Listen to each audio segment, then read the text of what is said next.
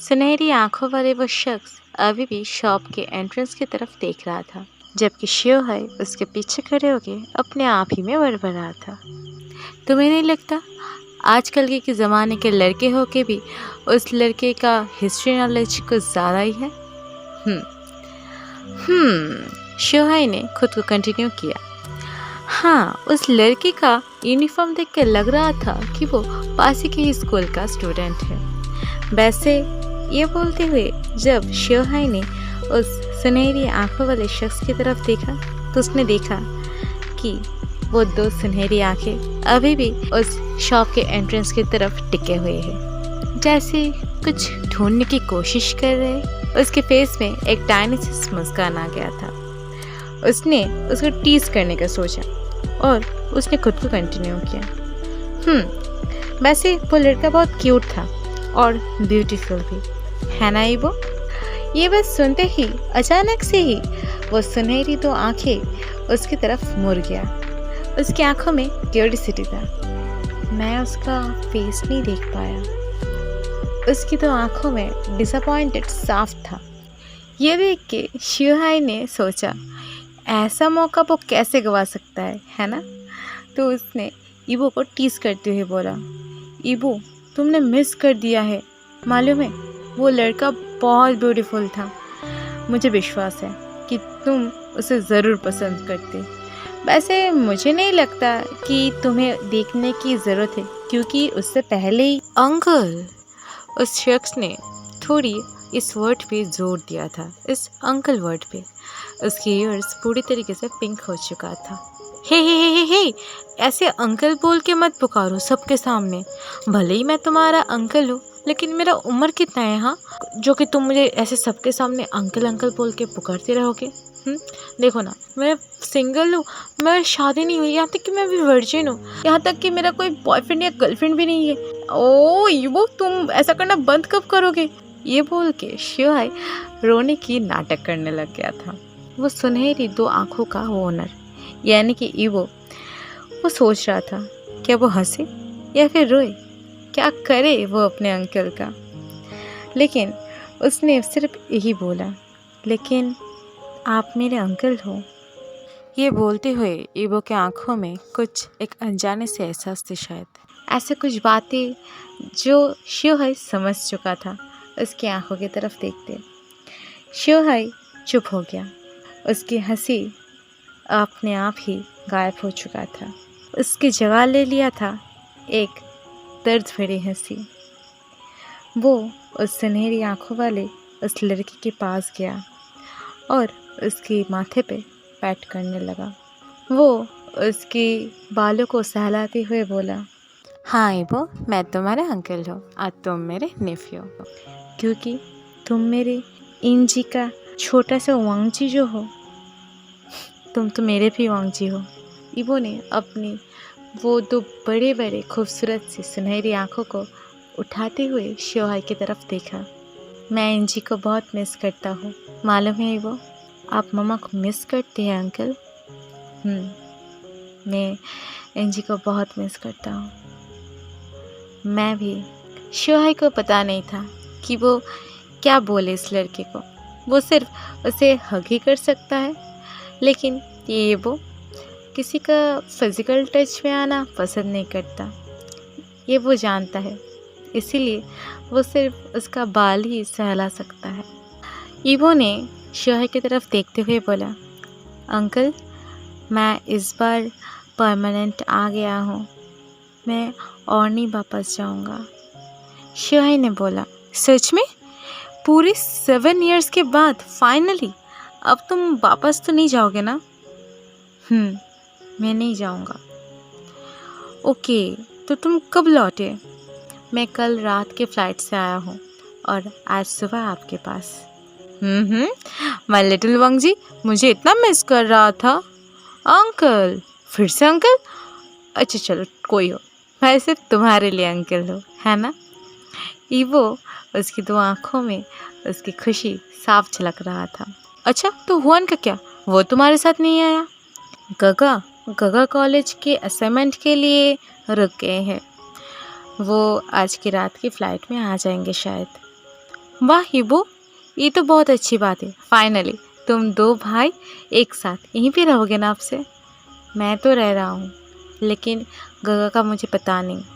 शोहै ने ईवो को एक चेयर में बैठाते हुए बोला, ओके, तो तुम ये बोलो, लंदन में तुम्हारा स्कूल कैसा रहा? वहाँ के दोस्त कैसे थे? मुझे सब कुछ जानना है। मुझे अपना वांग जी का सारा इन्फॉर्मेशन चाहिए। ईवो के आंखों में एक मायूसी था, लेकिन शोहै ने ये नोटिस नहीं किया था क्योंकि वो ईवो के लिए हर्बल टी बनाने में बिजी हो गया था। वो सब अलग है अंकल। अलग है? अब जाके शोहै अपनी नज़र को उठाते हुए ईवो की तरफ देखा। ओके, तो तुम क्या बताना चाहते हो कि वो लोग किस तरीके से अलग है? नहीं। ठीक है, तो मुझे ये बोलो ईवो, क्या तुमने मुझे मिस किया, माय लिटिल बबू?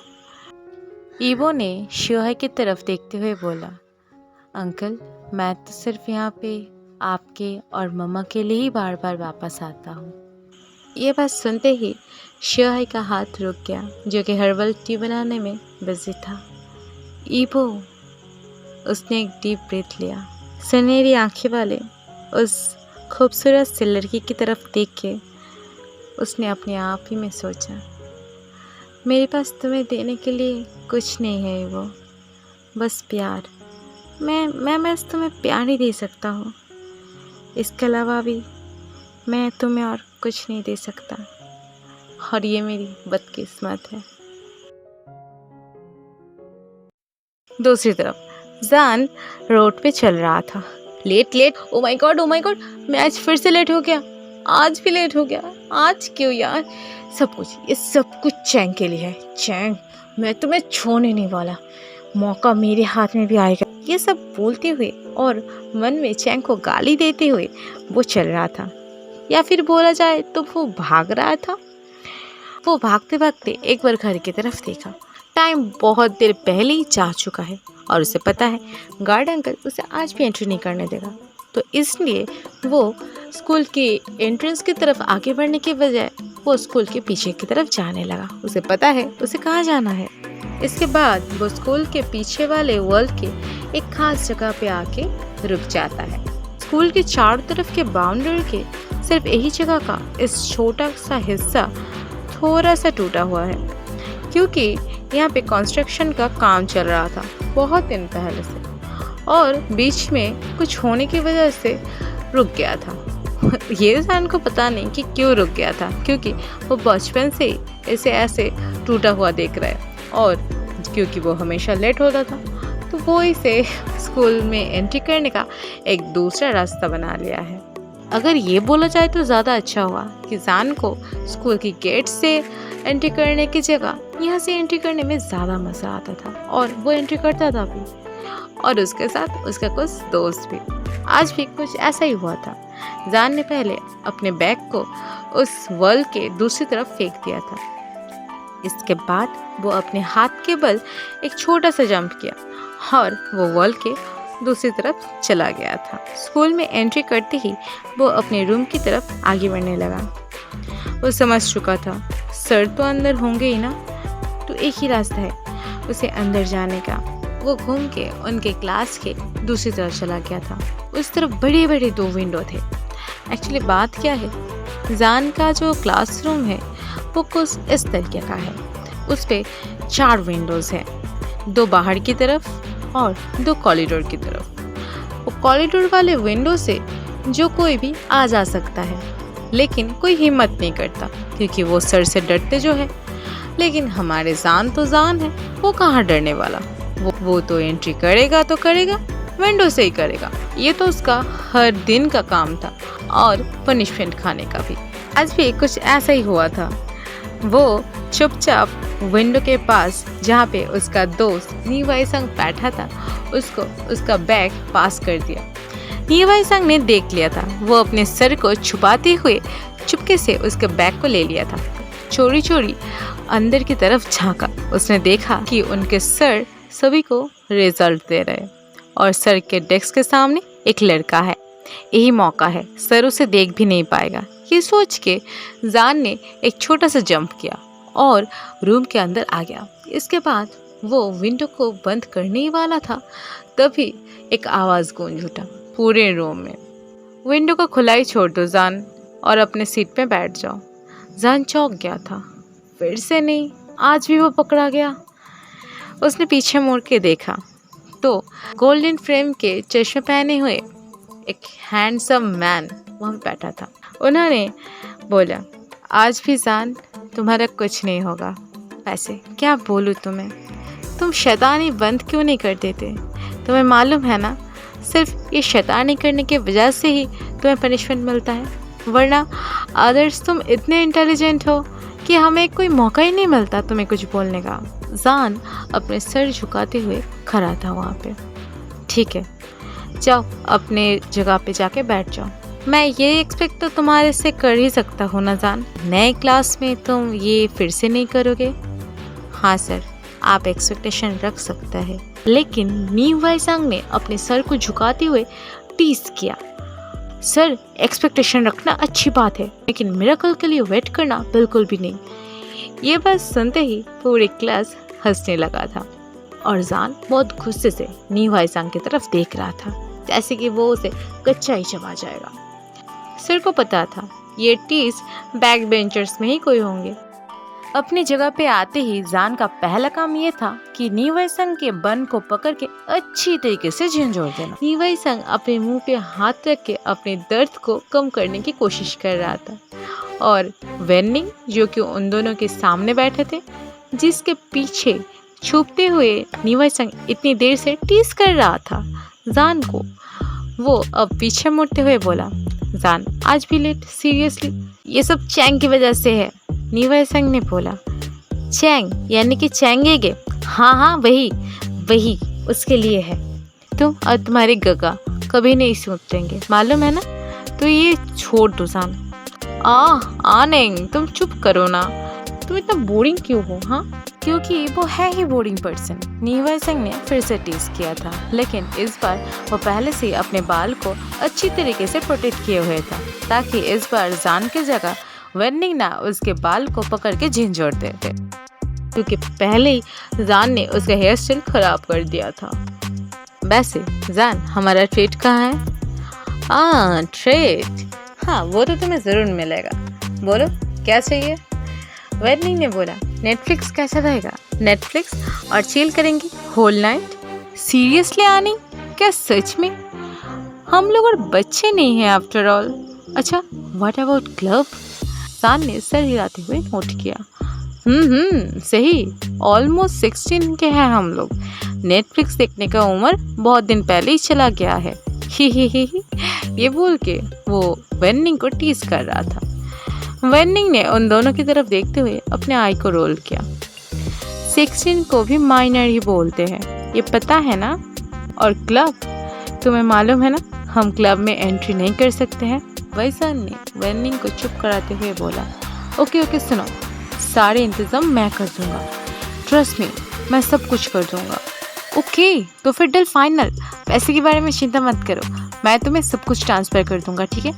तुम सब कुछ रेडी रखना, शाम को मिलते हैं, ठीक है। ये बोलते हुए जान बहुत खुश लग रहा था, लेकिन वेन्निंग के फेस पे साफ चिंता की लकीरें था।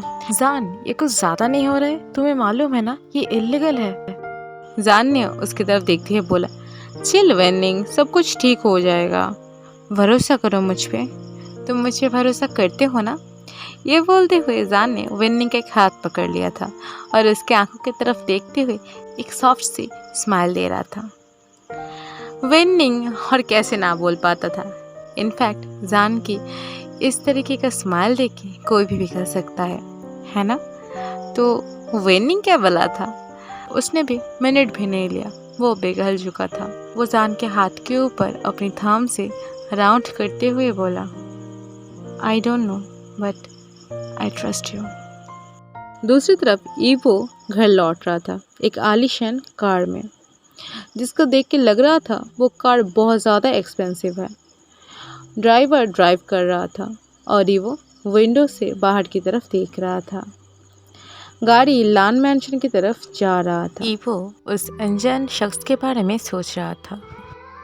उसकी आवाज़ बहुत वियर्ड है ना?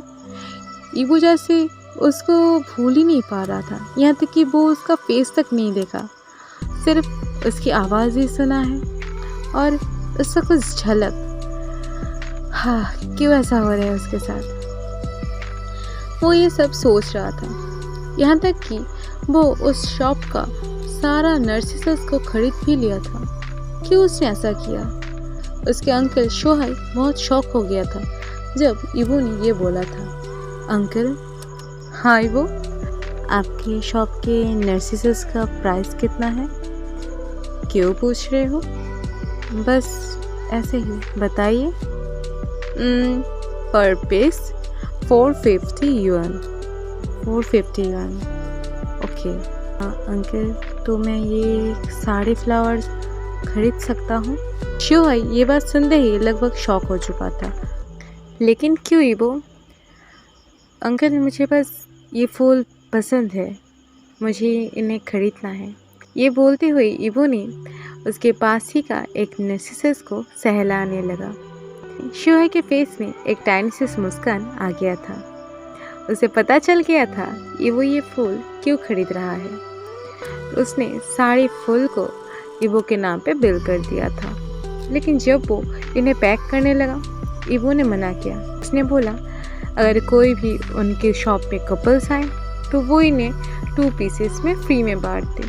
शोहाई रुक गया ईवो की ये बात सुन के। उस अनजान लड़के का कुछ ज़्यादा ही असर नहीं हुआ ईवो के ऊपर। उसके बाद कुछ सोचते हुए शोहाई ने एक पंच को रेडी किया था, उसको अच्छी तरीके से रैप करके ईवो के हाथ में दे दिया था। वो ने क्वेश्चन भरी नजरे से उसकी तरफ देख रहा था। शोहाई ने बताया, ठीक है, तो फिर पहले मैं इसे तुम्हें गिफ्ट करता हूँ, तो कैसा रहेगा? ईवो ने कुछ नहीं बोला, उसने उस नर्सिसस को ले लिया था। इन्हीं सब बातों को सोचते हुए ईवो अपने अनजाने में ही उस नर्सिसस की तरफ देखते हुए उसको सहला रहा था। लैन मैंशन आ गया था, गाड़ी पहुंच चुका था लैन मैंशन की तरफ। ईवो ने गाड़ी से उतर के उस नर्सिसस को हाथ में लेते हुए गेट से एंट्री कर दिया था। गेट के गार्ड ने ईवो को देख के बो किया था और ईवो उनकी तरफ देख के एक नोट किया था। एक्चुअली ईवो कोल्ड नहीं है, वो एक इंट्रोवर्ट किस्म का लड़का है, बस इतना ही। हॉल में एंटर करते ही ईवो ने देखा कि ड्राइंग रूम में लैनी बैठा है। वो एक बिजनेस मैगजीन रीड कर रही थी।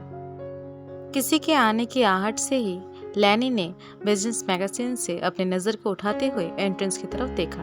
उसने देखा कि वो हाथ में फूल लेते हुए उसकी तरफ ही आगे बढ़ रहा है। एक्साइटमेंट की वजह से लैनी ने जल्दी से उस मैगजीन को टेबल के ऊपर रखा और ईवो की तरफ आगे बढ़ चुका था।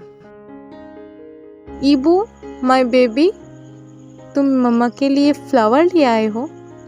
ये बोलते हुए जब उन्होंने ईवो को हक करने गया तो ईवो उस हक को नज़रअंदाज कर दिया था। उसने उसका लेफ्ट हैंड को आगे बढ़ाते हुए लैनी को दूर में ही रोक दिया था। प्लीज़। लैनी थोड़ा चौंक के रुक गया था।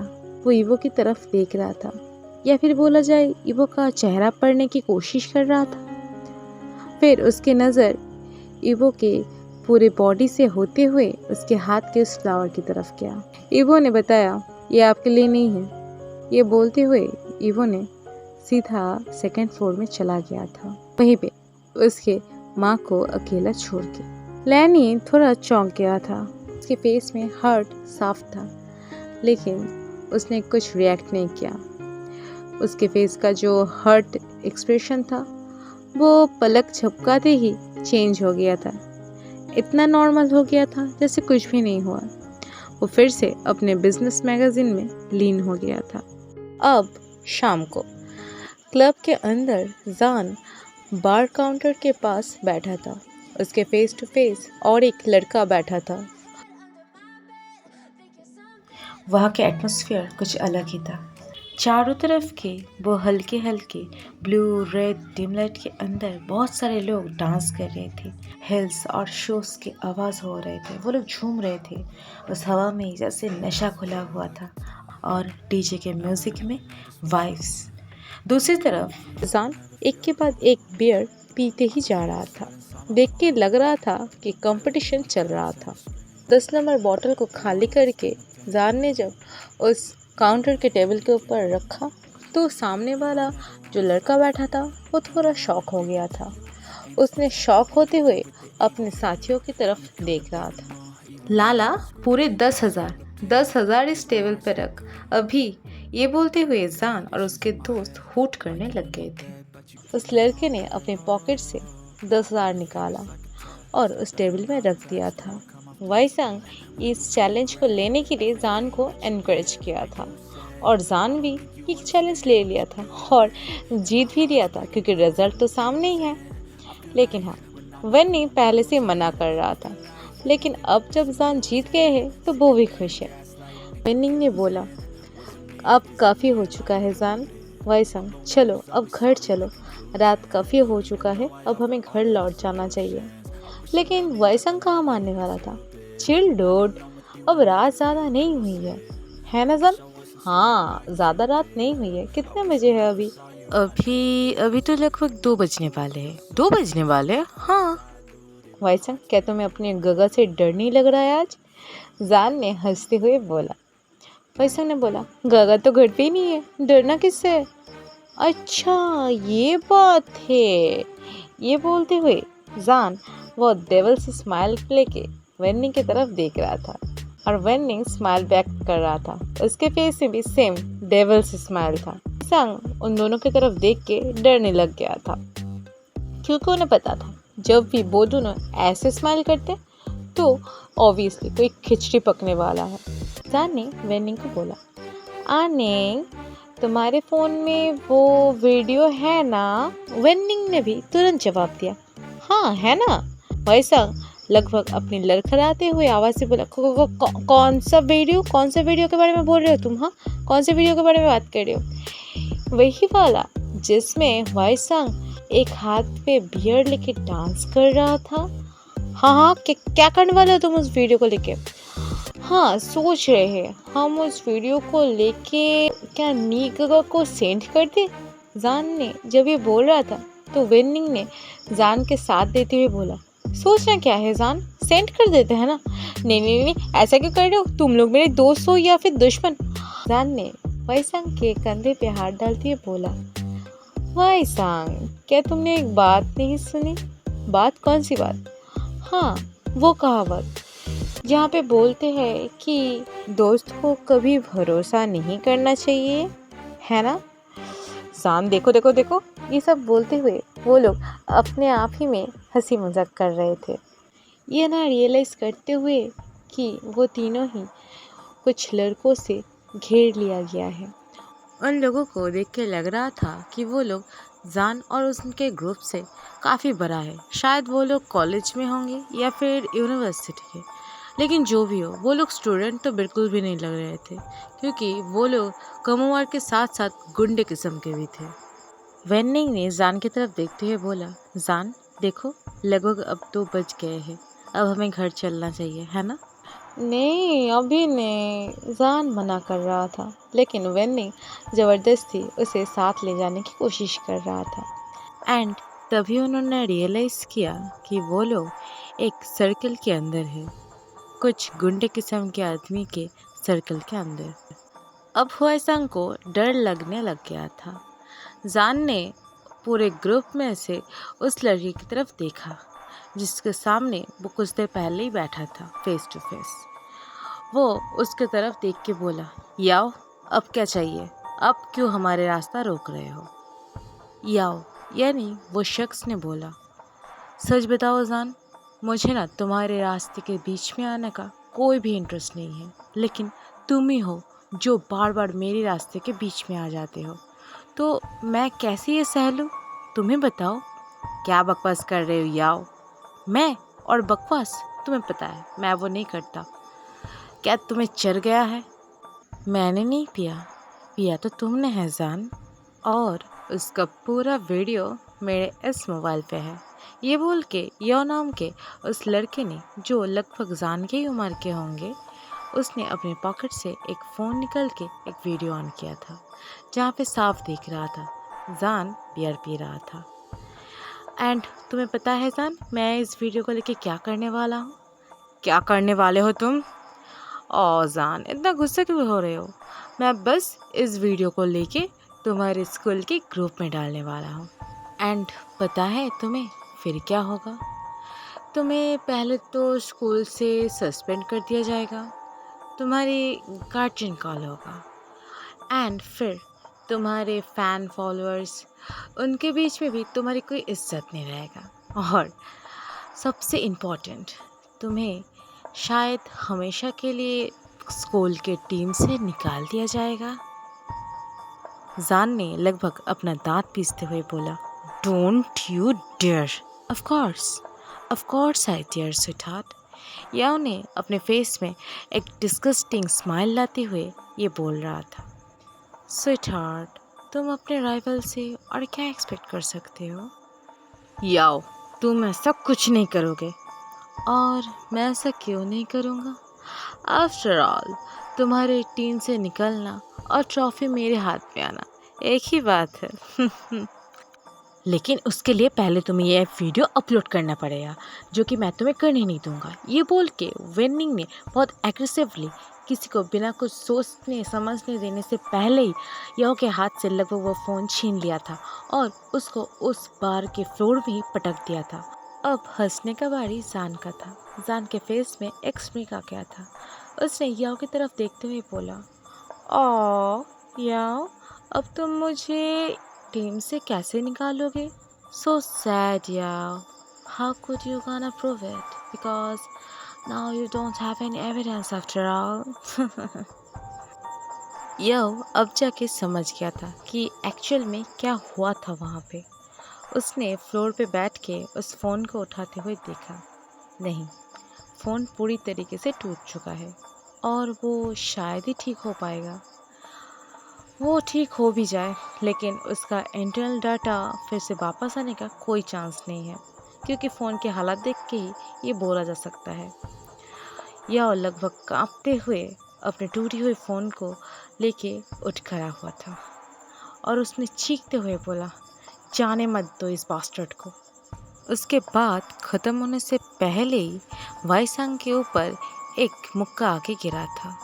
वो पंच वाईसांग के लिए कुछ ज़्यादा ही था। वाईसांग लगभग गिरने वाला था कि जान ने उसे पकड़ लिया, और उसे पकड़ते ही जिस लड़के ने वाईसांग को पंच किया था, उसको पेट में एक जोरदार लात मारा। और जान समझ चुका था कि वो इन लोगों के साथ नहीं टिक पाएगा, क्योंकि वो लोग बहुत सारे थे और वो लोग सिर्फ 3 और उनसे बहुत छोटे, शायद उम्र से भी और तजुर्बे से भी। जान ने भागने का ही सोचा। उसने वेन्निंग और वाईसांग का हाथ पकड़ते हुए बोला, भागो। जान, वेन्निंग और वाईसांग भागने लगा। भागते भागते वो लोग जैसे बाड़ के पीछे की डोर से एंट्री किया था, वैसे ही बैक डोर से ही वो लोग बाहर निकल गए थे। भाग रहे थे वो लोग भागते हुए जान साफ सुन पा रहा था याओ की आवाज़, पकड़ो उस बास्टर्ड को। अगर मैं उससे ऐसे टीम से नहीं निकाल पाए तो उसके पैर तोड़ डालो। वो बेड पे तो पड़ा रहेगा ना, तो खेल कैसे पाएगा। भागते भागते वो लोग पार्किंग लॉट की तरफ आ गए थे, लेकिन उनके व्हीकल्स की तरफ पहुंचे इससे पहले अनफॉर्चुनेटली उन लोग को एक और कार के पीछे छुपना पड़ा, क्योंकि उनके व्हीकल्स के सामने याओ का ही एक आदमी खड़ा था। जान सोच नहीं पा रहा था कि क्या करे वो। जान को मार खाने का कोई डर नहीं था। वो चाहे तो इनसे फाइट कर सकते हैं, लेकिन उसे तो डर था कि उसके घर वाले ना जान पाए। वाई संग लगभग रोते हुए बोल रहा था, अगर हम लोग इनके हाथ में आ गए ना, तो हमारे कचूमर होने से कोई नहीं रुक पाएगा, या फिर शायद वो लोग हमारी चटनी बना के खा जाएगा। दरअसल बात यह है कि याओ यानी कि मेंग याओ वो था गोसु स्कूल का स्टूडेंट और जान ईलिंग स्कूल का। दोनों का ही उम्र और क्लास सेम था। यहाँ तक कि दोनों ही अपने अपने स्कूल के बास्केटबॉल टीम का कैप्टन थे। हर साल गोसो हाई स्कूल और ईलिंग हाई स्कूल के बीच में टूर्नामेंट होता था एंड जान की वजह से उनके टीम जीत जाता था। ट्रॉफी उनके हाथ ही लगता था। इसी तरीके से याओ का राइवल बन चुका था जान। लगातार 3 साल ट्रॉफी जीतने की वजह से अब याओ लगभग जान को हेट करता था। आज इतने दिन बाद याओ को मौका मिला था, लेकिन वो भी वो गवा दिया। एक्चुअली जब उसने क्लब में एंट्री किया था, तो तभी उसने नोटिस कर लिया था कि वाईसंग, वेनिंग और जान बैकडोर से कैसे एंट्री कर रहा था। एंड तभी उसने सोच लिया था कि वो जान के ड्रंक हालत का एक वीडियो बना के उसे उसके स्कूल के ग्रुप में अपलोड कर देगा। एंड नाउ हालात कुछ इस तरीके का है।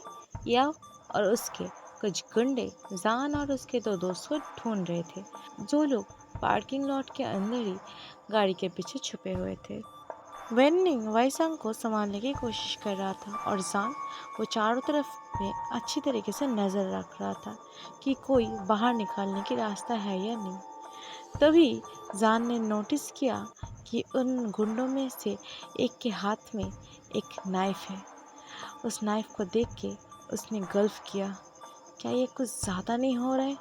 पूरी तरीके से काले कपड़े पहने हुए उन गुंडों के हाथ में नाइफ और चैन देख के जान इस बार सच में थोड़ा तो डर गया ही था। वो जिस कार के पीछे छुपे हुए था, वो और उसके 2 दोस्त उस कार के पीछे वो और ज़्यादा सिमटते जा रहा था।